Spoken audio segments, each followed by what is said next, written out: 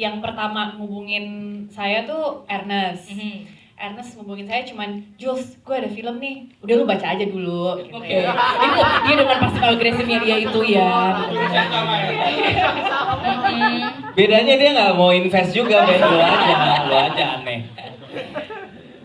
Pada saat itu gue tuh rada kayak, aduh tapi gimana ya Nes, gue lagi, karena kebetulan waktu itu lagi hamil muda, jadi masih yang aduh udah lo baca aja dulu abis itu lo kabarin gue. Ya udahlah, dan itu bener-bener jujur ya, itu pengalaman saya pertama kali baca skrip tuh dari awal sampai selesai tuh nggak berhenti dan memang nggak mau berhenti, jadi bacanya tuh enak banget gitu. Gue yang impress gitu kayak wah gila nih skrip bagus banget ya. Dan karena gue memang suka banget sama skripnya, akhirnya gue ngubungin Ernest lagi gitu. Dan Nes, yaudah deh yuk ketemu Yandi. Ya udah lo ketemu aja dulu sama Yandi dan ngobrol lah sama Yandi dengan konsep yang mau dibikin hitam putih. Dan justru menurut gue tuh menarik banget ya. Dan ya akhirnya meskipun dengan hamil, Ernest udah tenang aja, nanti kita bisa akalin dengan kostum dan pokoknya disesuaikan lah. Ya buat gue itu suatu kesempatan yang gue nggak mau miss juga. Gue juga mau ikutan film ini karena filmnya bagus. Ada FOMO-nya juga ya. FOMO juga gitu. Jadi gue ya udah deh gue mau ikutan meskipun hamil. Pas syuting tuh lagi berapa bulan ya Julie? 4,5. 4,5 ya. Alright, dan hasilnya wah suka banget tadi ngeliat Julie di layar lebar tadi ya. Guilt tripping. Bener. Baiklah, dan lihat hasilnya gimana Julie? Hasilnya yang pasti seneng banget, sama kayak Ernest bilang tadi juga gue kayak ngeliatin gitu gimana ya orang nonton dengan hitam putih ini ternyata pada ketawa gitu. Jadi wah seneng ternyata penonton juga bisa menikmati film ini. Alright, kalau gitu tepuk tangan dong sekali lagi Julie Estelle. Ya jadi, ini produser muda Ai bangga. Dulu zaman Ai mulai nggak begini ya. Belum ada itu matematika, belum ada hitungan 2019, belum ada. Cuma mereka sudah lengkap datanya. Jadi bagus, Ai bangga. Kalau Ai itu nggak ada namanya karcis penuh full, nggak ada. Kalau bisa penonton duduk di kursi yang sama 4-5 orang nggak apa-apa, yang penting Ai jual tiket. Ai jual tiket. Yang penting itu ya. Iya. Ya kamu belajar lah. Tepuk tangan dong Alex, sahabat dong, seru banget ngeliatnya jadi payoram nih. Well, Alex mau nanya, ini emang pada saat pertama kali baca skrip, dapat karakter payoram ini gitu ya. Apa sih yang ada di bayangan lo gitu? Apakah orangnya tuh kayak gimana gitu? Sampai bisa keluar hasilnya kayak gitu. Pertama saya baca, saya pikir ini adalah sebuah usaha balas dendam. Dari siapa tuh? Enggak, bercanda. Enggak, cuma saya bingung gitu. Kok ini backgroundnya gimana, orangnya seperti apa, terus kalau misalnya figurnya itu karakter bentuk kayak saya tuh seperti apa, sebelum tahu. Dan tidak seperti mereka yang pasif agresif. Saya nggak dapat dua-duanya dari. Jadi waktu dikasih skripnya saya hanya baca, terus akhirnya minta waktu sama Yandi untuk kita bicara. Dan dalam proses kita nggak ngomongin karakternya dulu, kita malah cerita tentang apa yang mau Yandi sampaikan dengan ceritanya. Bagaimana dia mulai menulisnya dan awalnya ceritanya ditujukan untuk siapa. Dan dari situ saya ada rasa satu frekuensi. Dan akhirnya mereka minta screen test, terus saya juga biasanya dapat peran-peran yang tidak jauh dari pembunuhan, ya seperti itu. Jadi saya kayak yang yakin, saya jadi orang baik nih. Oh baca dulu, tapi ini kan bukan orang yang membunuh. Oh baca dulu, terus kayak produser itu membunuh mimpi. Membunuh mimpi bisa, membunuh karakter bisa. Akhirnya ketemu, sama-sama coba, masih nyari, waktu itu masih bingung, terus kita mau coba cari referensi, sampai akhirnya dikasih waktu duduk bareng sama Ringo. Masih agak jaim, terus dalam proses akhirnya ketemu. Ketika benar-benar dikasih ruang oleh mereka untuk nyoba karakternya lepas. Karena referensinya saya nggak pernah ketemu sih, nggak pernah orang ini. Benar, nggak pernah ketemu orang kayak gini. Nggak ada banget produser yang kayak gitu sih ya, soalnya fiktif banget ya nulisnya. Iya. Wah, mana ada produser kayak payoram gitu, nggak ada banget. fiktif banget itu. Ada, itu kan rekayasanya ya Andi. Iya. Semua hanya ada di pikiran Yandi. Iya. Jadi kita harus kayak entah kita mikir Hollywood atau Bollywood atau sampai akhirnya ketemu. Iya lah, mana ada di Indonesia profesional belum kayak dia gitu kan, nggak mungkin banget ya. Nggak mungkin. Aneh banget. Enggak sih, nggak pernah lihat sih. Baru fresh banget sih, baru banget gitu ya. Kayaknya Gus, udah abis ini adaptasi ya. balik lagi dia ngelakuin. Terima kasih Alex Abang. Pertanyaannya apa sih tadi bukan di WhatsApp dulu? Kenal banget nih soalnya nih. Mestinya di WhatsApp Japri ya. Iya buat Sheila. dong. Well, Celine di sini hadir sebagai karakter yang lucu, seru, dan ini karakter yang kayaknya beda ya, yang pernah dimainkan sama Sheila Dara sebelumnya. Kayaknya jarang ketemu sama karakter kayak gini, bener nggak? Biasanya terlibat di percintaan yang salah terus ya. Di drama kedua. Iya. Biasanya toxic relationship biasanya. Itu adalah identitas. Nah ini kan beda banget nih Sheila. Dan pada saat akhirnya lihat karakternya ini beda nih dari yang sering biasanya dapat berulang gitu kan ya. Kamu sendiri menanggapi karakter Celine ini kayak gimana? Pertama pasti senang ya karena akhirnya aku bukan jadi pemeran yang terlibat tragedi. Iya. Akhirnya aku bisa happy di lokasi. Benar. Tapi juga sebuah challenge juga sih buat aku karena Celine ini kan dia lebih dominan gitu. Jadi beda banget sama personality aku yang asli. Jadi sering banget kayak tiap kita syuting Yandi ngasih notes kayak Shell coba naikin lagi gitu. Even sampai kemarin kita lagi dubbing buat salah satu scene di film ini pun Yandi selalu ngingetin untuk kayaknya Celine itu lebih dominan deh. Coba kayaknya suaranya lebih ada wibawa, nggak kayak aku hari-hari. Berarti kebalik, kalau saya sering disuruh sama Yandi, turunin lagi, turunin lagi, rem. Gasrem memang kalian berdua ya. Iya gitu, jadi buat aku walaupun seneng dan karena bobot emosinya kayak asik kayak karya wisata aja nih kita kalau cek lokasi gitu. Tapi tetap seru karena selalu ada hal baru yang bisa dipelajari juga di sini dan tetap ada challenge-nya buat aku. Jadi overall very fun. Very fun. Pendalamannya 39 tahun. Oh, Iya maksudnya ya. Dari lahir Jadi soalnya. pendalaman 39 tahun dan terima kasih buat Yandi menciptakan karakter Dion Wiyoko setelah kenal 7 tahun ya. Iya, betul. Dan akhirnya karakter Dion Wiyoko hadir di film. Luar biasa. Dan hanya Dion yang bisa ngejawab kalau di direct, gue nggak gitu ya. Gimana ya, lu gimana? Karena gue yang lebih tahu Dion Wiyoko tuh gimana. Iya, betul. Benar sih. Tapi kan Dion Wiyoko yang asli di dunia nyata sama di film kan pasti tetap ada perbedaannya dong. Atau nggak ada? Gimana Ada ya? nggak? Gue Soalnya juga waktu bingung itu- kok waktu itu bisa Yandi- ngambil sudut pandang Dion Wiyoko tuh kayak gitu banget gitu. Iya. Gue nggak terima. Itu justru memang itu realnya. Jadi dia ini gue pencitraannya bagus. Jadi di luar itu kan orang-orang tidak menyangka ya. Iya. Kalau ternyata ini realnya seperti itu gitu. Jadi ini sebenarnya ngebuka karakter asli Dion Wiyoko ya. Gitu nggak? Atau ada sebenarnya ya. yang lo tambahin atau lo kurangin dari si karakter Dion Wiyoko di film? Bisa jadi gitu dan mungkin nggak tahu sih kalau dari Yandi sendiri menciptakan menciptakan dialog-dialog itu tuh katanya sih bikin komedi gitu. Nggak tahu dia sukses apa enggak ya. Jadi ya gue menerima Yan ini kok gini banget gitu ya. Tapi ini lucu Yan. Ya udah dicoba deh. Iya sih kalau dari ngomongnya sih kayaknya emang sama ya kan? Sama ya? Iya.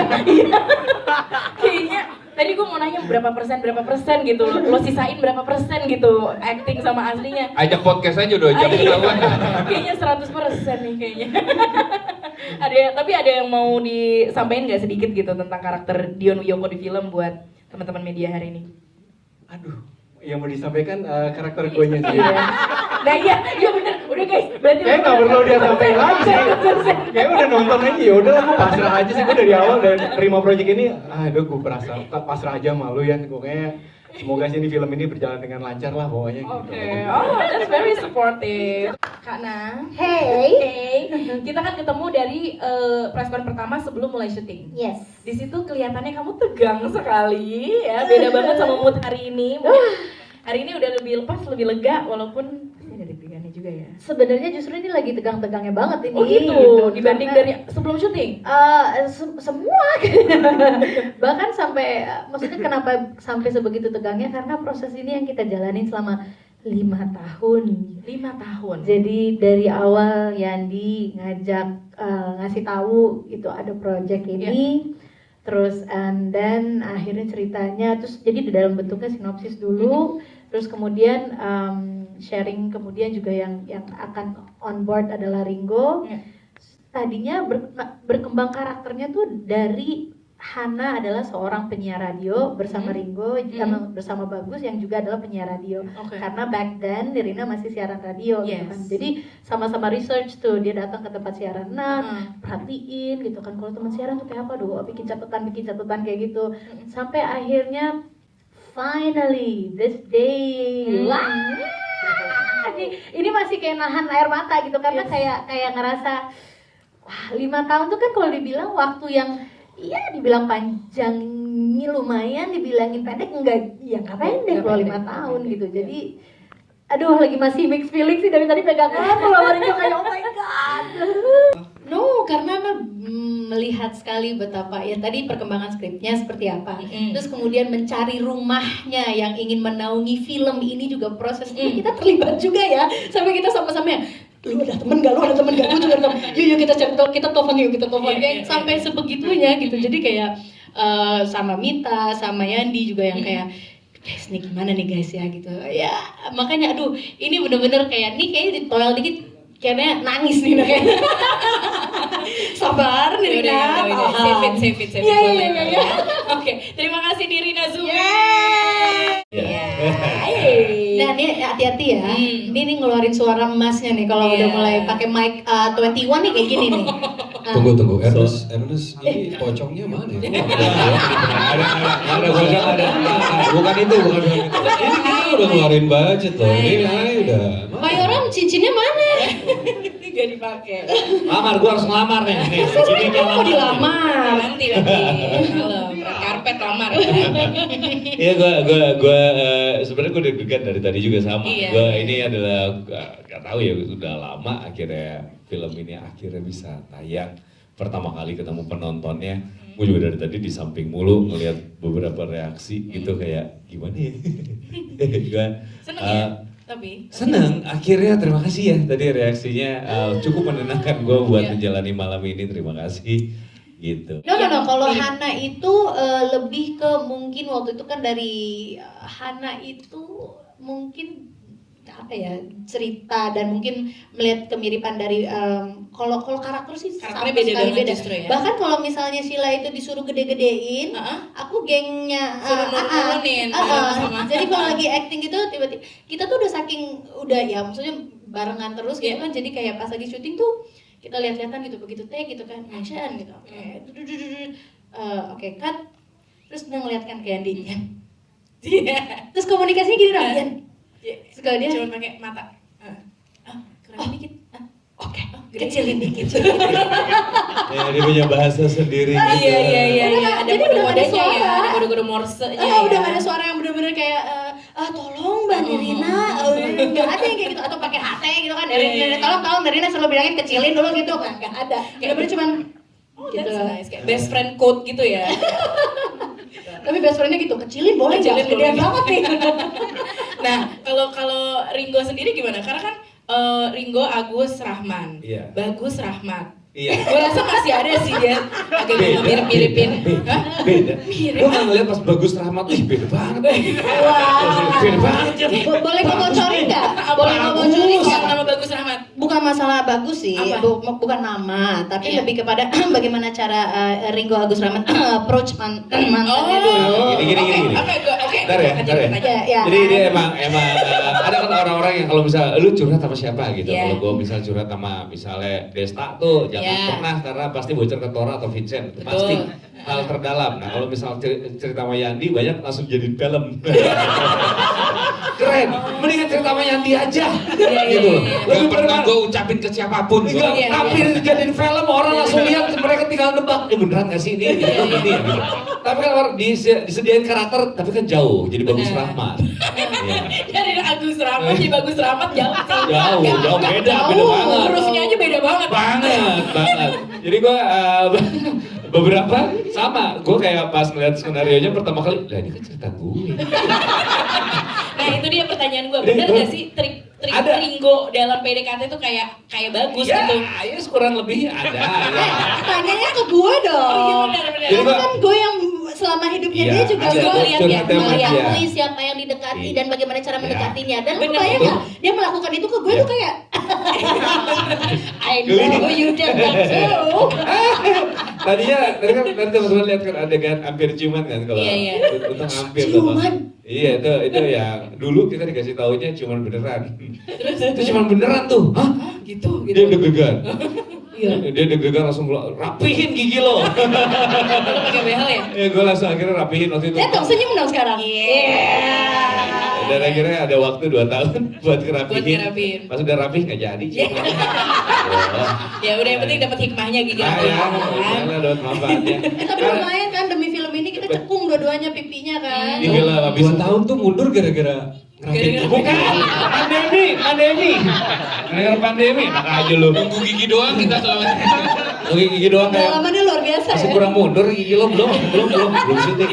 Karena gue nyangkut soalnya kalau ciuman sama lu. Kemiripannya adalah gue tuh kalau yang gue desain waktu itu bareng Mayani ngobrol-ngobrol juga kelihatan gue tuh pengen ada perubahan kayak bagus dengan ketemu bos, produser, bagus dengan teman-teman, dan bagus dengan Hana. Nah gitu. Jadi manusia kan biasanya gitu tuh ada sisi yang ada topeng-topeng yang dipakai. Nah di sisi banyak lu sih. Iya. Di sisi Hana, di sisi Hana ya itu dia. Gue mau memainkan sehalus mungkin. Baru saatnya dia terlena gue mencaplok. Nah, wow, begitulah caranya. Itu Rigo ya.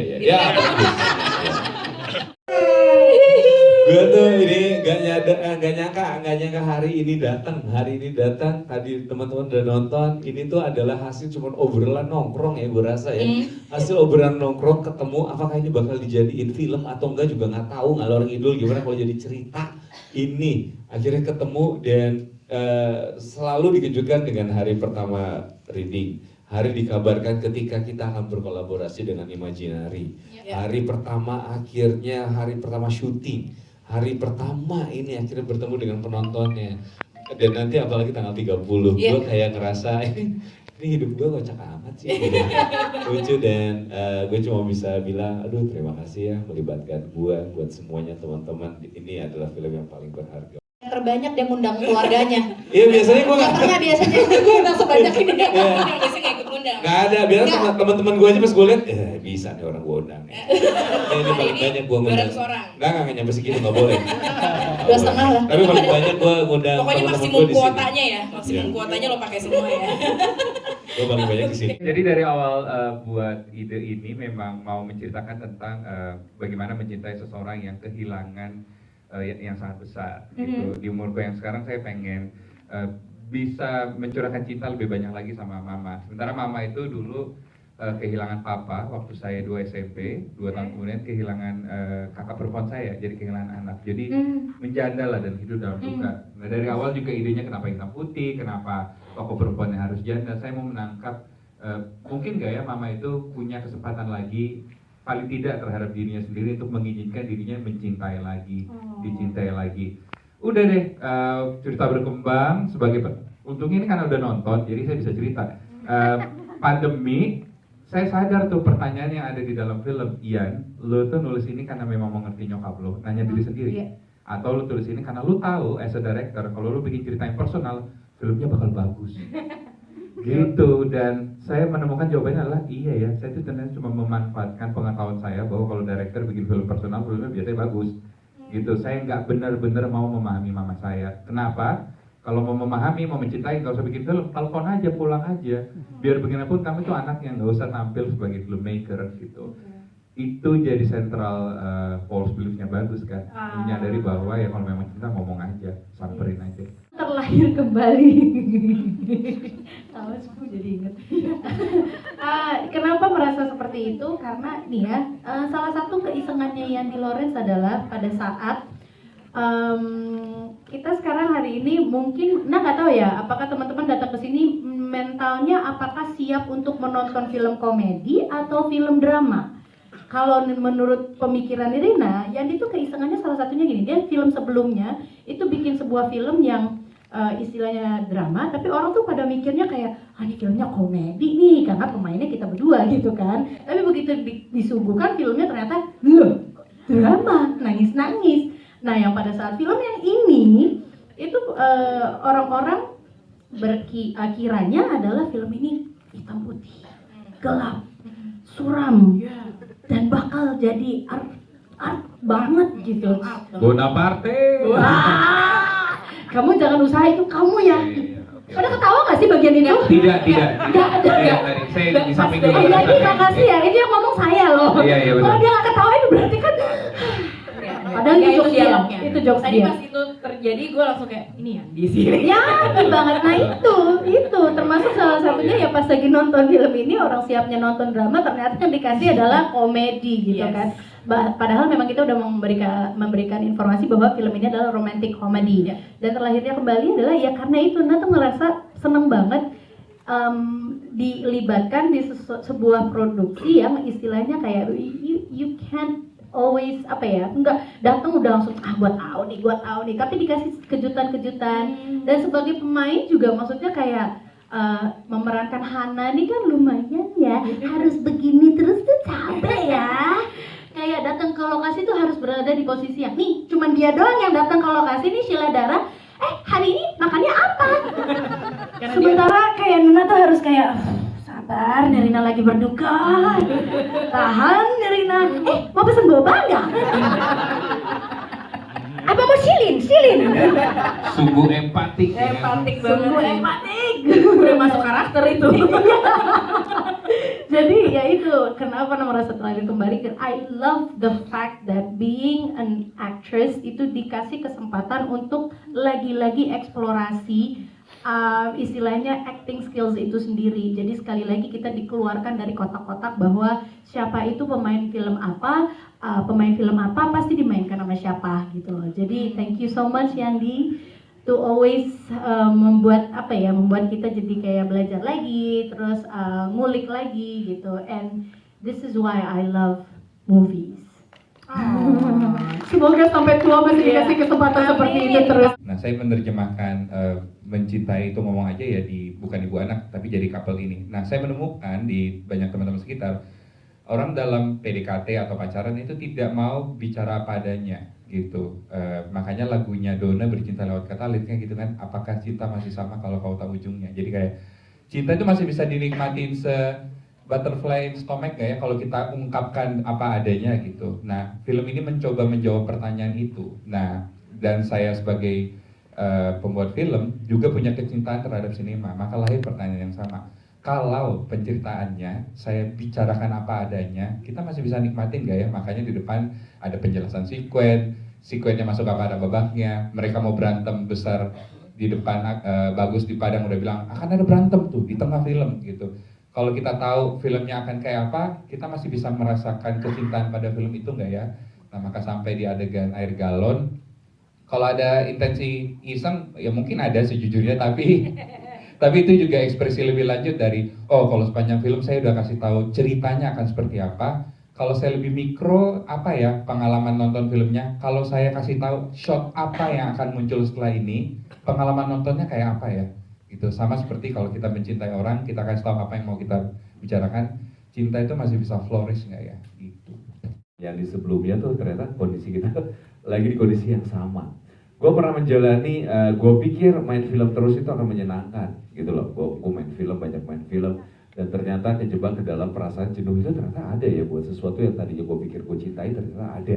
Sampai akhirnya gue memutuskan gue jadi kru iklan aja deh, gue jalani kru iklan selama 3 tahun, gue ingat banget waktu itu. Terus gue ngapain lagi, kayak kurang nih memenuhi apalagi di hidup gue jadi diver deh, gue diving lah, gue keliling Indonesia Timur dan segala macam. Tiba-tiba pertanyaannya adalah gue mau kembali lagi ke film ya. Yang membuat gue kembali ke film pada saat itu adalah tiba-tiba gue mau coba kali ya gitu. Nanti next kalau ada tawaran gue ambil nih filmnya. Dan apa yang terjadi dengan gue? Ternyata perasaan seperti memainkan film waktu pertama kali yang membuat gue jatuh cinta nih sama dunia film, belum kembali dan gue pikir kayaknya nggak bakal ada lagi ya gitu. Gue akan ngerasa kalau ini masa gue cuma jadi pekerjaan aja ya gitu. Sampai akhirnya pertemukan lagi kembali sama Nirina. Waktu itu gue juga kaget lah, kok bisa Nirina gitu. Terus Yandi, kita ngobrol dan segala macam. Dari prosesnya, gue tuh selama ini selalu dianggapnya bukan aktor ya, malah komedian ya selama ini ya. Padahal gue tidak pernah kayak, gue tidak pernah berkomedi ngelawak, punya acara TV yang ngelawak atau apapun itu gitu.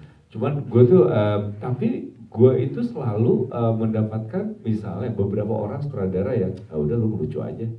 Gue bukan skrip lu ngomong apa, skrip lu lucu atau enggak gitu. Dan setiap kalau misalnya ada beberapa, kalau gue ngobrol tentang ngomongin karakter mau dicari, mereka malah kayak ya selalu, kok selalu gitu, kita nggak mau ngobrol dulu ya, kita nggak. Dan sering sekali gue bertemu dengan situasi seperti itu sampai akhirnya gue bertemu Yandi adalah orang yang akhirnya membebaskan gue bertanya sebanyak apapun yang gue mau, akan dijawab dan dibantu seberapa karakter yang gue mau gitu loh. Kayak misalnya di film ini gue sampai syuting aja gue masih bertanya terus dan masih bawel. Dalam prosesnya bahkan bertanyanya gue sama Yandi, misalnya gue ada keraguan, ceritanya bisa dirubah saat itu juga. Kalau misalnya argumen gue sangat-sangat kuat dan Yandi menyetujui itu, dia karena sebagai penulis, sutradara itu pun bisa dirubah sama dia. Ide kita didengar sama Yandi, ada beberapa masukan-masukan yang akhirnya juga dipakai di film ini, bahkan di beberapa proyek sebelumnya. Dan itu yang gue rasakan ketika yang gue pikir, yang gue jalanin, gue terluka, mungkin terlukanya karena kok lama-lama terasa seperti kerja ya gitu loh. Dan gue tidak akan pernah mengizinkan anak gue untuk juga menjadi aktor seperti gue gitu. Gue gak tahu itu dari luka atau bukan gitu. Karena menurut gue, kalau melihat pekerjaan gue kemarinan, menurut gue menjadi aktor itu tidak keren sama sekali gitu. Nah, kalau sekarang nanti anak gue mau jadi aktor, ya selama lo ketemu orang kayak Yandi boleh dah gitu. Tapi kalau lo ketemu yang aneh-aneh, lebih baik jangan ya. Ya ada lah gitu, beberapa ada. Pasti dipancing lah ya. Kayaknya ada ya, sebenarnya sih. Katanya sih ada. Kayaknya ada, tapi ya begitulah. Nah itu mudah-mudahan menjawab ya. Kalau gue kayak gitu, dan ternyata memang terbukti Yandi tidak hanya cuma jadi sutradara gue doang, tapi di luar itu juga dia menjadi teman baik gue sampai dengan sekarang.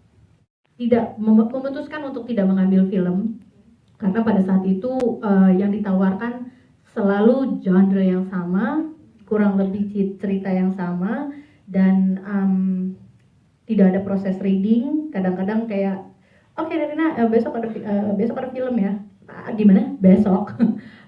Atau mungkin seminggu lagi kita syuting gitu. Bahkan ya dalam 3 tahun nggak ngambil film itu salah satu film yang saya tolak untuk main adalah salah satu film sahabat saya di belakang saya ini. Karena waktu itu saya mencoba mengeluarkan diri dari kotak-kotak tertentu.